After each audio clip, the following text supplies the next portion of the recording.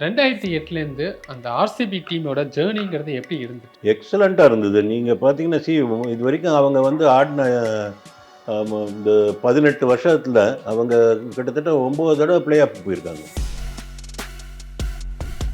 இதுவரைக்கும் அவங்களால ஏன் கப் அடிக்க முடியல? விராட் கோலி வந்து கிட்டத்தட்ட 2013லேருந்து 2021 வரைக்கும் 8 வருஷம் லீட் பண்ணியிருக்காரு. 8 வருஷம் கேப்டனாக இருந்த ஒருத்தர்.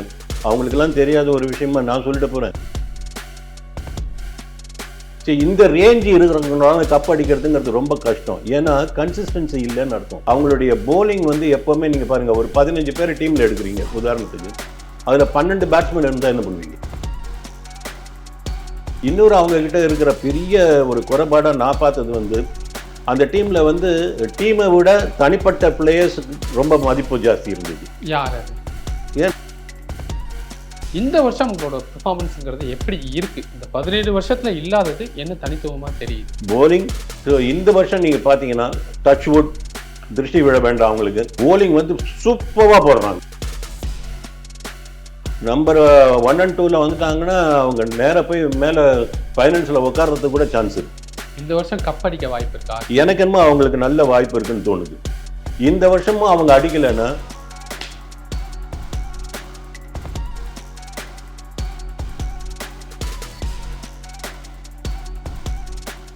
கிரிக்கெட் ஒன்லி நேயர்களுக்கு வணக்கம். ஈசாலா கப் நம்தே அப்படிங்கிற டேக்லைனோட இருக்கிற ஒரு டீம் 18 வருஷமாக கப்புக்காக ஏங்கிட்டு இருக்காங்க.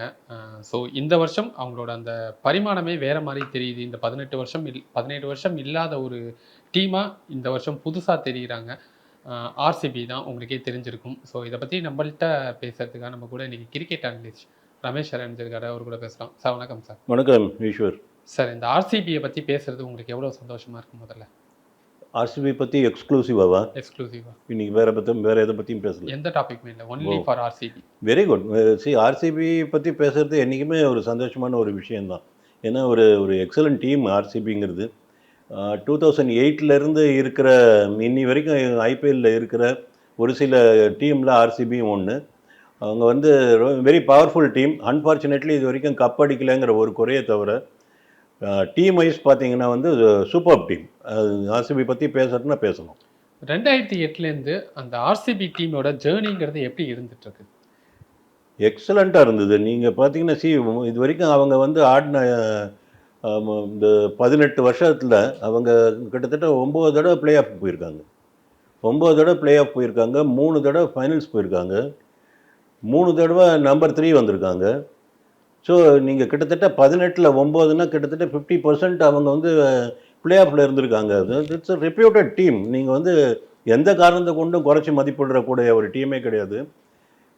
நீங்கள் ஆர்சிபியை பொறுத்த வரைக்கும் நீங்கள் பார்த்தீங்கன்னா இது வரைக்கும் அவங்க ஆடின மேட்ச் ஐபிஎல்லில் வந்து 266 மேட்ச் ஆடி இருக்காங்க. அதில் 127 மேட்ச் ஜெயிச்சிருக்காங்க. தட் இஸ் 48% அவங்க வின் பண்ணியிருக்காங்க. அவங்களோட வின்னிங் பர்சன்டேஜே 48% இருக்குன்னா நீங்கள் எப்படி அது ஒரு குறைச்சி மதிப்பிட முடியும்? எக்ஸலண்ட் டீமுங்க. நீங்கள் வந்து கிட்டத்தட்ட 50% வின்னிங் பர்சன்டேஜ் வச்சுருக்கிற ஒரு டீம் வந்து டெஃபினெட்லி எ பவர்ஃபுல் டீம். சந்தேகமே கிடையாது. இதில் இவ்வளோ டேட்டா, இவ்வளோ புள்ளி விவரங்கள்லாம் சொல்கிறீங்க நீங்கள். அந்த ஆர்சிபியோட மறக்க முடியாத ஏதாவது 1-2 பெர்ஃபார்மன்ஸ் ஞாபகம் இருக்கா உங்களுக்கு? இல்லை, ஆர்சிபியை பற்றி மறக்க முடியாதுன்னு நீங்கள் பார்த்தீங்கன்னா நிறைய சொல்லலாம். பட் குறிப்பிட்டு சொல்லணும் அப்படின்னா ஆர்சிபி வந்து இந்த ஐபிஎல்லை பொறுத்த வரைக்கும் ஹையஸ்ட் ரன் ஸ்கோரரும் அவங்க தான், லோயஸ்ட் ரன் ஸ்கோரரும் அவங்க தான். அவங்க ஒரு மேட்ச் 263 அடித்தாங்க அகேன்ஸ்ட் பூனே வாரியர்ஸ். அந்த மேட்ச்சில் கிறிஸ் கெயிலோட இன்னிங்ஸ் வந்து இன்றைக்கி இல்லை, என்றைக்குமே மறக்க முடியாத ஒரு விஷயம். நீங்கள் கேட்டிங்களா, 66 பாலில் 175 ரன். கொஞ்சம் இமேஜின் பண்ணி பாருங்கள். இன்றைக்கி அந்த 14 வயசு பையனை பற்றி நம்ம பேசுகிறோம். அந்த பையனுக்கும் அந்த மாதிரி வரக்கூடிய சான்ஸ் இருக்குது, இல்லைன்னு மறுக்கல. ஆனால் இந்த மாதிரியான அக்ரஸிவ் கேம் இருக்கும்போது, அந்த அளவுக்கு கிரிக்கெட் இவால்வ் ஆகிருக்கும்போது ஒரு பையன் ஆடுறதுங்கிறது, சின்ன பையங்கிறது ஓகே, அந்த கிரெடிட் கொடுத்துடலாம்.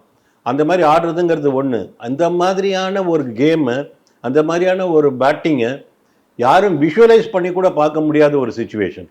அந்த மாதிரியான ஒரு பீரியடில் கிறிஸ் கெயில் ஆடின இன்னிங்ஸ் வந்து யாராலையுமே, கிரிக்கெட் ரசிகர்கள் யாராலையுமே மறக்க முடியாது. அந்த மாதிரியான ஒரு இன்னிங்ஸ் இது. அதே மாதிரி ஒரு தடவை கேகேஆர் வந்து 133 ஆல் அவுட் ஆடுறாங்க ஆர்சிபி கிட்ட. அது அடிக்க போயிட்டு 49 ரன்னுக்கு ஆல் அவுட் ஆனதும் ஆர்சிபி தான். கரெக்ட்.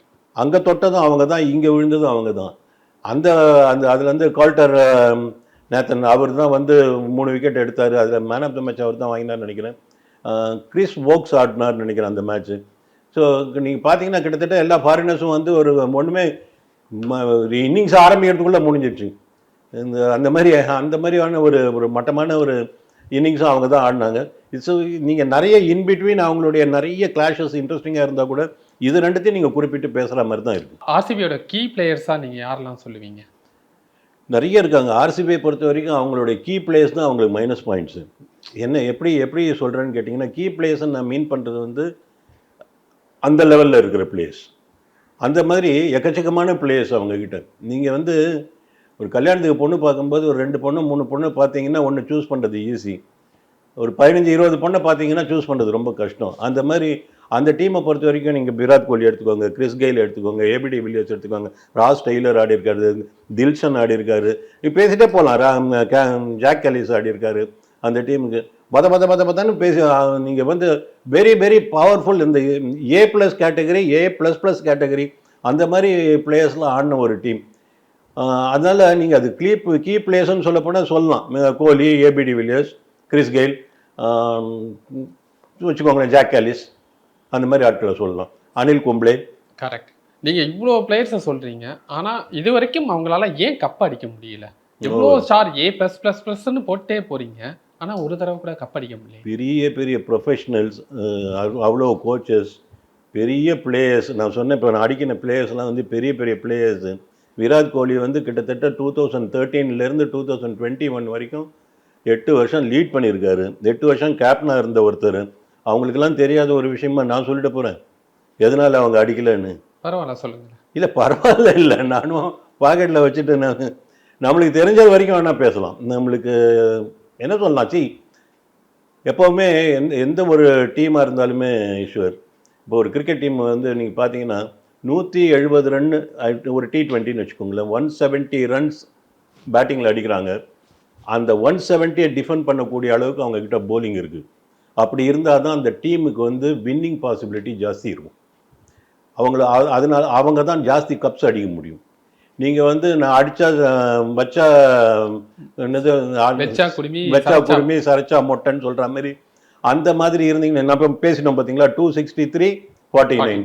சரி, இந்த ரேஞ்சு இருக்கிறவங்களால கப் அடிக்கிறதுங்கிறது ரொம்ப கஷ்டம். ஏன்னா கன்சிஸ்டன்சி இல்லைன்னு அர்த்தம் இவங்கக்கிட்ட. அதுதான் இதுலேருந்து பாட்டம் லைன் நம்மளுக்கு என்ன தெரியுது, கன்சிஸ்டன்சி இல்லை. அவங்களுடைய போலிங் வந்து எப்போவுமே நீங்கள் பாருங்கள், ஒரு 15 பேர் டீமில் எடுக்கிறீங்க உதாரணத்துக்கு, அதில் 12 பேட்ஸ்மேன் இருந்தால் என்ன பண்ணுவீங்க? ரொம்ப கஷ்டம். ஸோ டீமில் பேலன்ஸ் இல்லைன்னு ஆகுது இல்லை. இந்த டீம் பேலன்ஸ் இல்லாத ஒரு காரணம் பேட்டிங்கில் காமிச்ச அளவுக்கு கான்சன்ட்ரேஷனை போலிங்கை காட்டாத ஒரு குறை. அந்த போலிங் வந்து கன்சிஸ்டண்ட்டாக இல்லாதது. தொடர்ந்து ஒரு 2-3 வருஷம் ஒரு போலர் இருக்க மாட்டாங்க அவங்களுக்கு. நீங்கள் பார்த்தீங்கன்னா மாறிட்டே இருப்பாங்க. வதன்னு எனக்கு தெரிஞ்சு ஒரு 150 பேர் ஆடி இருப்பாங்கன்னு நினைக்கிறேன் ஆர்சிபிக்கு. எந்த ஒரு பிளேயர் இன்டர்நேஷ்னல் பிளேயர் சொன்னாலும் எங்கேயோ ஒரு தடவை ஒரு ஆர்சிபிக்கு ஆடி இருப்பாருன்னு தோணுது எனக்கு. அந்த மாதிரி கண்ணை மூடி கண்ணை திறக்கும் போதெல்லாம் ஒரு ஆளை டீமை மாற்றுவாங்க, ஸ்குவாடை மாற்றுவாங்க. அப்படி இருந்தாலும் கன்சிஸ்டன்சிங்கிறது சுத்தமாக இல்லை அவங்களுக்கு. போலிங் பர்டிகுலர்லி இல்லை. எல்லாத்தோட ரொம்ப பெத்தட்டிக் ஸ்டோரி அவங்கள பொறுத்த வரைக்கும் வந்து இந்த மிடில் அண்ட் லோயர் மிடில்னு ஒன்று இருக்குது பார்த்தீங்களா, 5லேருந்து 7க்குள்ளே, 5, 7 8 வரைக்கும் வச்சுக்கோங்க. நீங்கள் 5 to 8 இருக்குல்ல, அது வந்து அவங்கக்கிட்ட எப்போவுமே ஒரு ஹோலோ இருந்திருக்கு. கொஞ்ச நாளைக்கு நடுவில் மேக்ஸ்வெல் காப்பாற்றினாரை தவிர அந்த இடத்துல எப்போவுமே அவங்களுக்கு ஒரு ஓட்டை இருக்குது. காரணம் என்னென்னா, அவங்க ஒரு நல்ல ஆல்ரவுண்டர் அவங்களுக்கு கிடைச்சதே இல்லை. ஜாக் காலிஸ் இருக்கும்போது அவர் டாப் ஆர்டர் பேட்ஸ்மேன். நீங்கள் கிறிஸ் கெயில் நல்லா போலிங் போடுவார், 4 ஓவர் கம்ஃபர்டபுளாக போடுவார், ஆனால் அவரும் டாப் ஆர்டர் பேட்ஸ்மேன். இந்த ஏரியாவில் நிற்கக்கூடிய, நான் சொல்கிற மாதிரி இந்த 5 to 8 நிற்கக்கூடிய ஏரியாவில் இருக்க வேண்டிய ஒரு ஆல்ரவுண்டர் அவங்களுக்கு என்றைக்குமே அமைஞ்சதில்லை. அது ஒரு பெரிய மைனஸ் பாயிண்ட். ஏன்னா அவங்க தான் உங்களுக்கு ஃபினிஷர். நீங்கள் டாப்பில் இருக்கிற பிளேயர்ஸ்லாம் பேட்ஸ்மேன்லாம் பார்த்தீங்கன்னா அடிச்சு கொடுத்துட்டு கரெக்டான டைமில் அவுட் ஆகிட்டு போயிடுவாங்க. நான் இப்போ அப்படி தான் நடந்திருக்கு, இப்போவும் அப்படி தான் நடக்குதுன்னு பாருங்கள். ஃபினிஷருங்கிற ரோல் சில பேருக்கு தான் இருக்கும். நம்ம இப்போ ரிங்கு சிங்கை சொல்கிறோம், ஜடேஜாவை சொல்கிறோம், அந்த மாதிரி தோனியை சொல்லிட்டு இருந்தோம். அந்த மாதிரி அவங்க ஃபினிஷர் அப்படிங்கிறது வந்து சில பேருக்கு தான் அந்த அடைமொழி கொடுக்க முடியும், அவங்களால தான் அதை பண்ண முடியும். நீங்கள் நல்ல ஒரு டாப் குவாலிட்டி பேட்ஸ்மேன் ஒரு ஃபினிஷராக இருப்பாங்கன்னு சொல்ல முடியாது. ஃபினிஷர் ரோலும் அவங்கக்கிட்ட ரொம்ப கம்மியாக இருந்திருக்கு. பிகாஸ் ஆல்ரவுண்டர் ரொம்ப கம்மி. போலிங்கை பொறுத்த வரைக்கும் இன்கன்சிஸ்டன்சி ரொம்ப இருந்திருக்கு. இன்னொரு அவங்க கிட்ட இருக்கிற பெரிய ஒரு குறைபாடாக நான் பார்த்தது வந்து, அந்த டீமில் வந்து டீமை விட தனிப்பட்ட பிளேயர்ஸுக்கு ரொம்ப மதிப்பு ஜாஸ்தி இருந்தது. யார் அது? ஏன் விராட் கோலி எடுத்துக்கோங்க, ஏபிடி. ஏபிடி எடுத்துக்கோங்க, கிறிஸ் கெயில் எடுத்துக்கோங்க, அவங்களாம் தனிப்பட்ட முறையில் அவங்களோட பர்ஃபார்மன்ஸு எக்ஸலண்ட்டாக இருந்திருக்கு. டீமுக்கு பண்ணாங்களா அப்படின்னு கேட்டிங்கன்னா இல்லை. இன்க்ளூடிங் ஏபிடி வில்லியர்ஸ் நான் சொல்கிறேன்.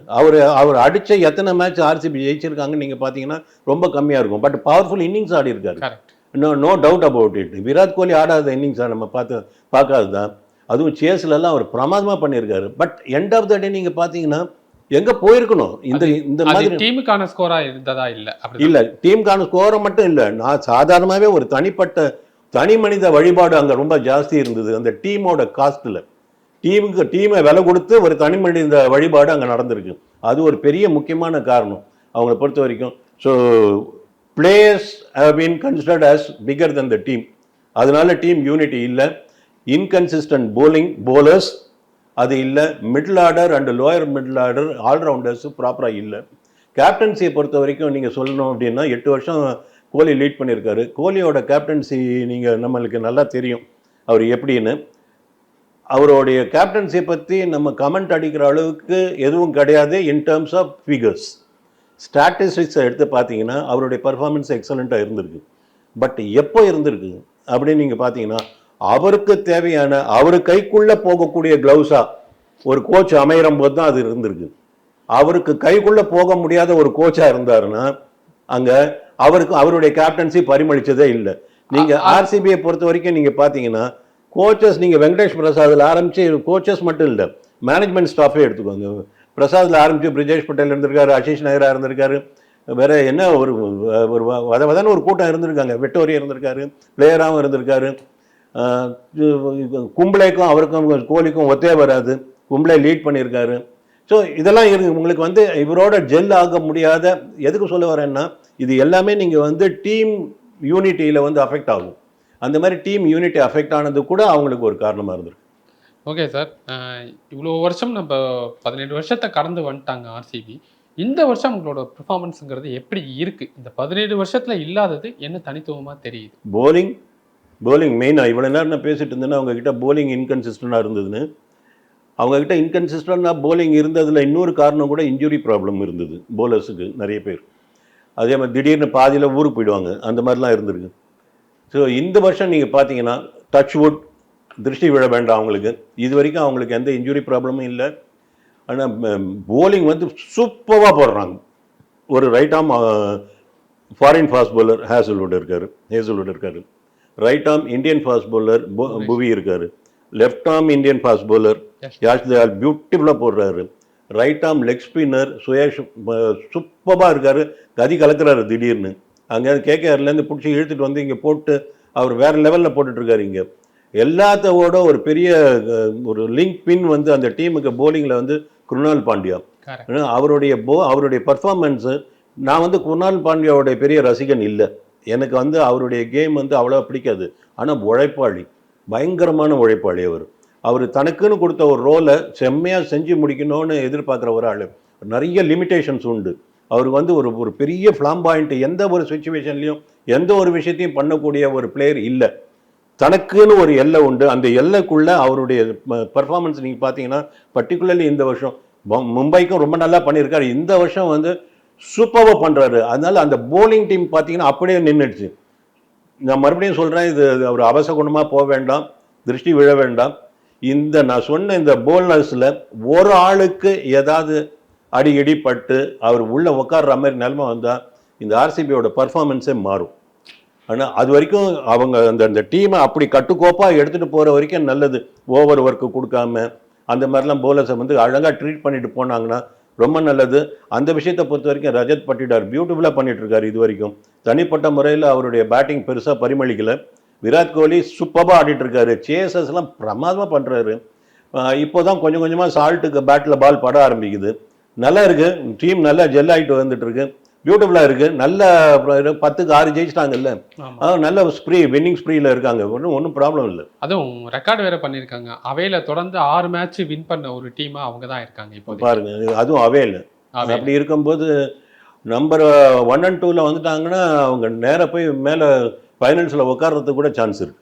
இந்த வருஷம் கப் அடிக்க வாய்ப்பு இருக்கா RCB? எனக்கு என்னமோ அவங்களுக்கு நல்ல வாய்ப்பு இருக்குன்னு தோணுது. இந்த வருஷமும் அவங்க அடிக்கலைன்னா என்ன சொல்லுங்க? இல்லை இன்னும் அடுத்த வருஷம் பார்க்கணும். என்ன சார் இப்படியே சொல்லிட்டே போனா 18 வருஷம் 19 20 அவ்வளோதான் போயிட்டே இருக்கு. அவ்வளோதான். நீங்கள் தான் சொல்கிறீங்களே குருசாமின்னு, அவ்வளோதான் அந்த டேக் கொடுத்துடலாம். அவ்வளோதான். ஓகே சார், நம்ம இவ்வளோ விஷயங்கள் பேசினாலும் அந்த லாயல்ட்டி அப்படிங்கிற ஒரு வார்த்தை அதை எப்படி பார்க்குறீங்க நீங்கள்? பிரமாதங்க. நீங்கள் வந்து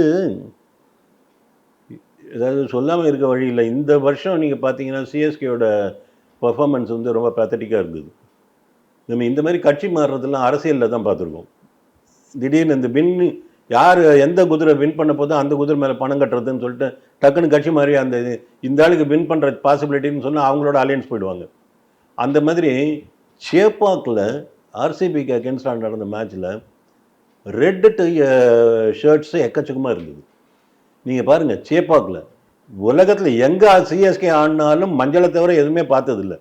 அப்படி இருந்தது சேப்பாக்கில் சென்னையில் சிஎஸ்கே ஆர்சிபி மேட்ச்சில் சிகப்பு அதிகமாக கண்ணில் பட்டுது. மஞ்சளை விட சிகப்பு ஜாஸ்தி இருந்தது நான் சொல்லலை, சிகப்பு அதிகமாக கண்ணில் பட்டுது.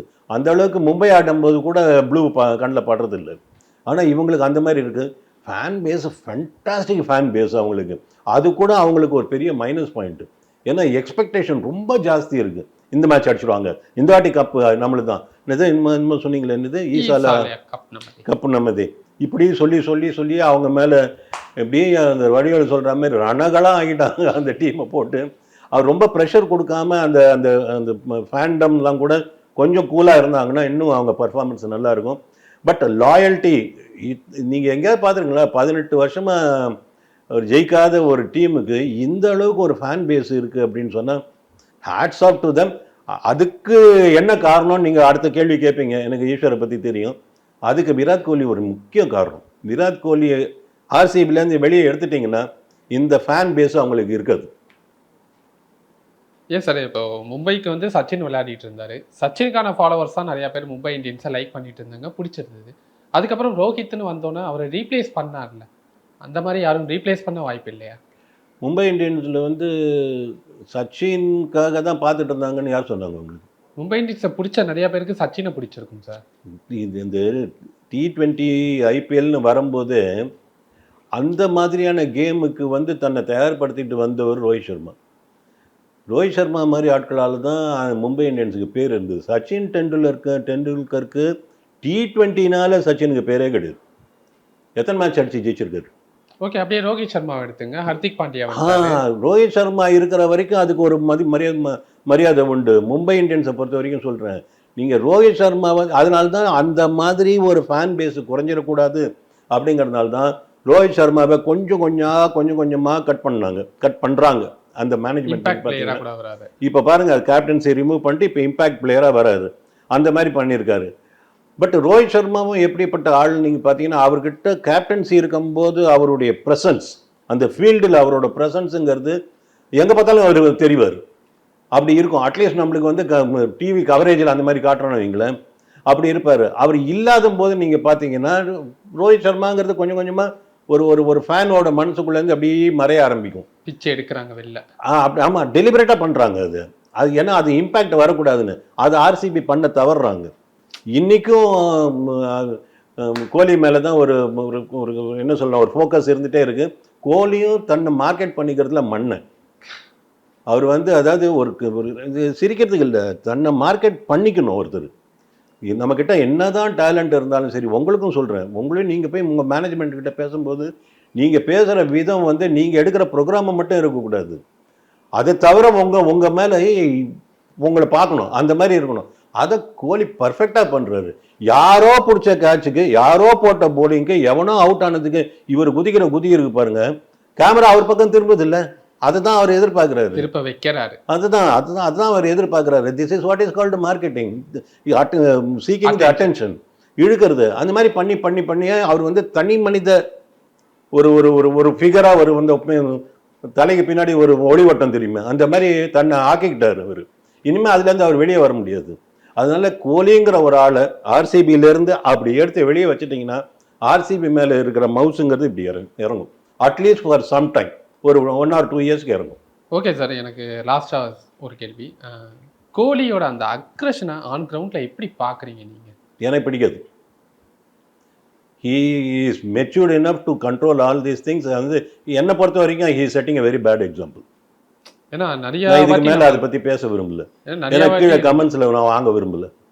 இல்லை சார், நிறைய பார்க்க முடியுது நம்மளால. கிரவுண்டில் ஆன் கிரவுண்டில் அவர் பண்ணுற சில விஷயங்கள் எல்லாமே பார்த்தா நான் தான் சொன்னேனாங்க, யாரோ அவுட் ஆனதுக்கு, யாரோ போலிங் போட்டதுக்கு, யாரோ கேட்ச் பிடிச்சதுக்கு இவர் காட்டுற காட்டு இதெல்லாம் தேவையே இல்லாது. அந்த லெவலுங்க கோலி வந்து அந்த லெவலில் இருக்கிற ஆள் ஒருத்தனை கூட என்ன பாரு அப்படின்னு காமிக்கணுங்கிற அவசியமே கிடையாது. அதெல்லாம் தாண்டி போயிட்டார் அவர். மக்கள் ஆட்டோமேட்டிக்காக கோலி எங்கே இருக்கான்னு கிரவுண்டில் போட்டால் கோலி கோலி கோலி கோலி அப்படின்னு பேசுறதுக்கு தான் இந்த ஸ்டேடியத்தில் ஆள் இருக்காங்க. இவர் குத்திக்கிறதுனாலலாம் ஒன்றும் கிடையாது. இதெல்லாம் சும்மா ஊரை ஏமாத்துற விஷயம். Utter nonsense. இவ்வளோ நேரம் வந்து ஆர்சிபியோட அந்த ஜேர்னி, அந்த பிளேயர்ஸ், இந்த வருஷம் அவங்க எந்த அளவுக்கு ரீச் பண்ணுவாங்க அப்படிங்கிற விஷயங்கள்லாம் ரொம்ப அழகாக பகிர்ந்துக்கிட்டீங்க. இவ்வளோ தூரம் உங்கள் கருத்துக்களை பகிர்ந்துக்கிறதுக்கு ரொம்ப நன்றி சார். தேங்க்யூ.